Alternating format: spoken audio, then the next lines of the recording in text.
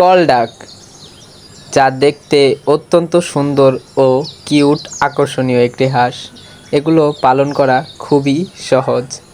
এগুলা সাধারণত দেশি হাঁসের মতোই শস্যদানা, বীজ ও ভুসি, গম, ভুট্টা খেয়ে জীবনযাপন করে। কলডাক পালন করা খুবই সহজ। এগুলোকে অন্যান্য হাঁসের মতো উন্মুক্ত পদ্ধতিতে পালন করা যায়, তবে বেশিরভাগ মানুষই এদেরকে আবদ্ধভাবে পালন করে। আবদ্ধভাবে পালন করলে এদের ছোট একটি পানির বাথটাব দিতে হয়, যাতে এরা সাঁতার কেটে নিজেদের সময় আনন্দে পরিণত করতে পারে। এমনকি কলডাক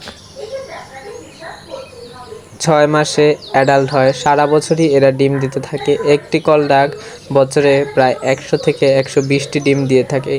ডিম ফুটতে 22 থেকে 28 দিন পর্যন্ত সময় লাগে, কিন্তু কলডাকের হ্যাচিং রেট বাংলাদেশের ওয়েদারে অনেকটাই খারাপ, তাই এটা খুব অল্প মানুষই পোষে এবং এটার ডিমান্ডটা অনেক হাই।